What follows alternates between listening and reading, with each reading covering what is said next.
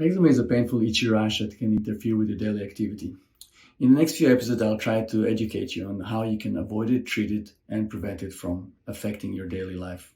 About 10% of the world population is affected with it. Some people outgrow it, others unfortunately carry it into adulthood.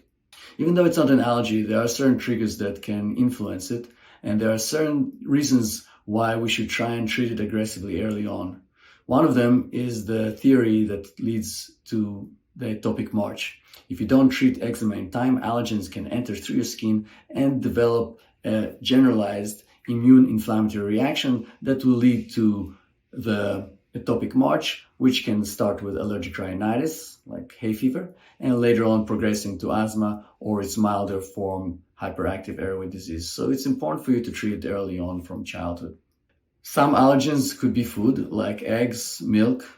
Other times it could be the chemicals that you're exposed to. The other things that's important to understand is how to take care of your skin. In the next few episodes, what I'll try to do is I'll try to show you how I approach this topic with my patients and the different levels of eczema and different ages of eczema and what we do with them.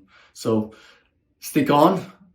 Let's go on a ride. Hopefully it would be educational, informative, and maybe even entertaining. Eczema is the most common skin condition that patients come to me with, secondary only to acne. And the older we get, the less oil our body is able to produce, especially on the shins where it begins to atrophy. And that's where most of its problem is, it's on the shin. This specific eczema is called steatotic eczema.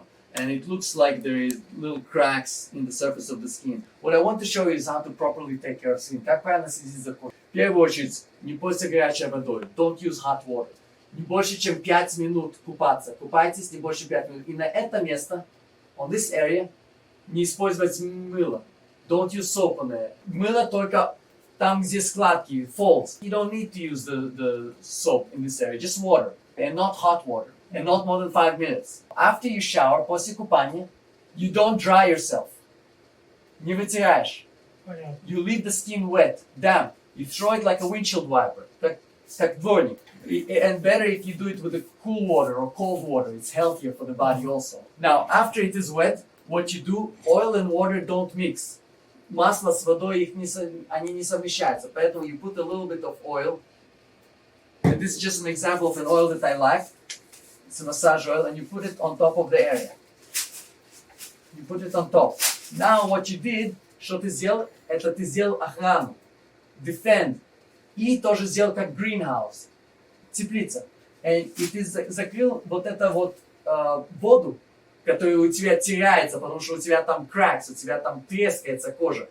Вода испаряется, особенно when it's cold. All the water that you have evaporates, оно испаряется. So, ты сейчас это закрыл, сейчас оно не испаряется, но это масло, оно быстро сушится и недостаточно, поэтому ты берешь сверху и ложишь простой, как вазелин, можно аквафор, неважно какой, чуть-чуть берешь, капельку берешь, и когда мокрые руки, это легко идет, вот так вот, и сверху ты это ложишь сверху, вот так вот.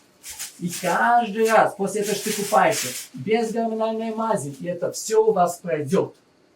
Если вы это будете делать достаточно часто. Теперь, как это часто? Если вы купаетесь раз в день, if you're showering only once a day, is it enough? Достаточно ли это? Нет, it's not enough. Недостаточно. Значит, ты просто берешь, до того, как ты идешь спать, опять бросил водичку на ножки, масло, и вот этот вот вазелин сверху.